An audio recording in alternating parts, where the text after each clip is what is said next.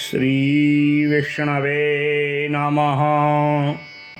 यस्य स्मरणमात्रेण जन्म संसार बंधनात् विमुच्यते, नमस्तस्मै विष्णवे प्रभविष्णवे।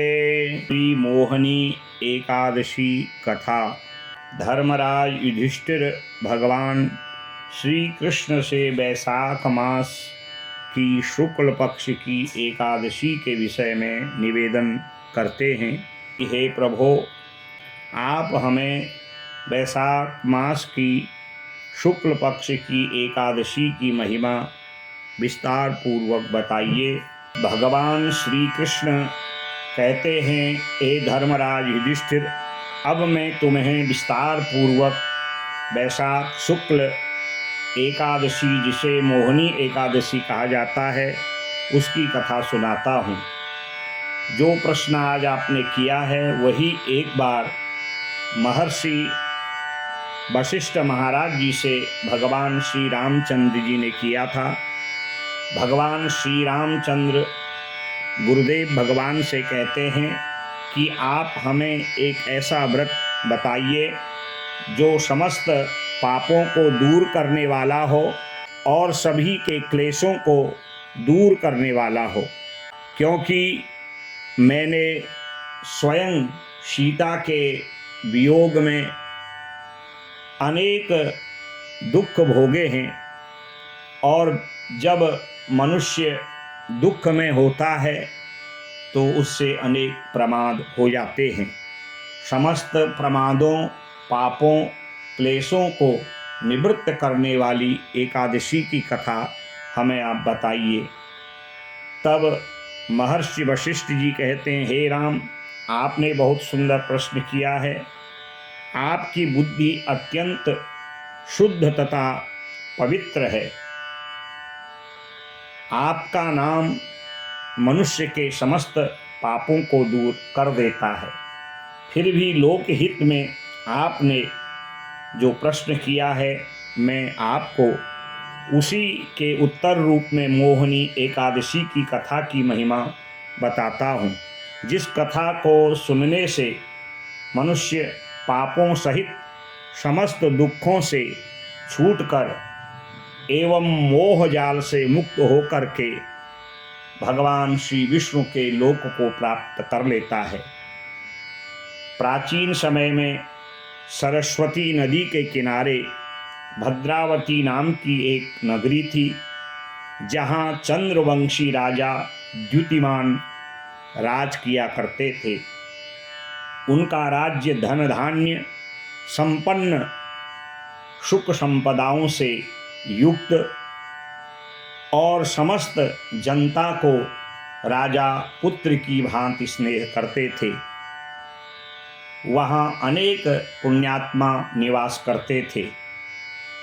उसी भद्रावती नगरी में अत्यंत धनपाल नाम का एक वैश्य व्यापारी रहता था, जो अत्यंत दयालु एवं भगवान विष्णु का परम भक्त था।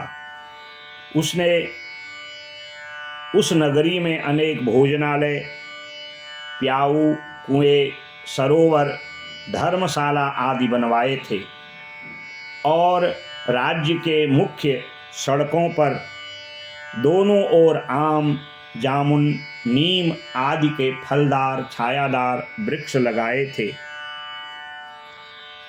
उस धनपाल नाम वैश्य के 5 पुत्र थे: सुमना, सद्बुद्धि, मेधावी, सुकृति और धृष्ट बुद्धि।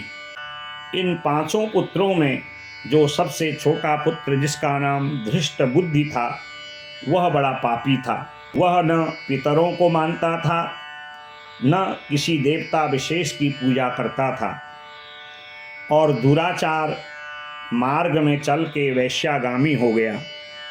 और जो भी उसके पास धन आदि था, उससे वो जुआ आदि खेलता था।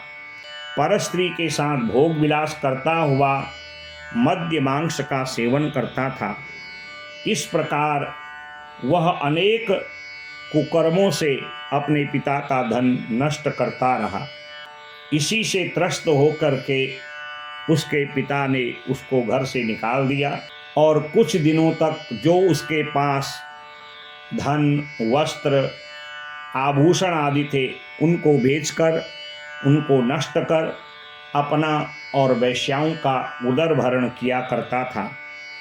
परंतु जब उसका सब कुछ नष्ट हो गया तो उसके ही अपने लोगों ने उसका त्याग कर दिया और वह पेट भरने के लिए चोरी आदि करने लगा। एक बार जब वह वैश्य पुत्र राजा के सिपाहियों के हाथ लगा तो राजा के पास लेके आए। राजा ने उसको पहचान लिया और मन में विचार किया ये हमारे ही राज्य के वैश्य का पुत्र है, तो राजा ने क्षमा कर दिया। दूसरी बार पकड़ा गया, फिर राजा ने क्षमा कर दिया, परंतु बार बार चोरी आदि कर्मों में लिप्त होकर के राजा ने अंततः उसको भयंकर कारागार में डाल दिया और उस कारागार में उसको बहुत क्लेश हुआ। राजा ने सोचा अधिक दंड दे के कोई फायदा होने वाला नहीं है, इसलिए राजा ने उसको अपने राज्य से निकाल दिया। वह राजा के उस भद्रावती राज्य से निकल करके जंगल की ओर गया, जहाँ अपने पेट भरने के लिए वन्य पशु पक्षियों को मार करके वो खाने लगा और बाद में वह बहेलिया के ही रूप में धनुष बाण लेकर के पशु पक्षियों को मार के उनका मांस खाने लगा। एक दिन जब उसको कोई पशु पक्षी का मांस नहीं मिला तो वह भूख और प्यास से तड़पता हुआ, घूमता हुआ महर्षि कौंडिन्य के आश्रम में पहुंचा। कौंडिन्य महात्मा नित्य गंगा स्नान करते थे और मार्ग में इस धृत बुद्धि को जब भूख प्यास से तड़पता हुआ देखा, उनके वस्त्रों से जो गंगा जल है उसके छींटे इसके शरीर पे जब पड़े, इसके थोड़े पाप नष्ट हो गए और थोड़ी बुद्धि भी निर्मल हुई। महात्मा कौंडिन्य ने कहा कि भाई तुम कौन हो? तब ये कौंडिन्य महात्मा के आगे हाथ जोड़ के अपना परिचय देने लगा और कहने लगा कि मैं बड़ा पापी हूँ।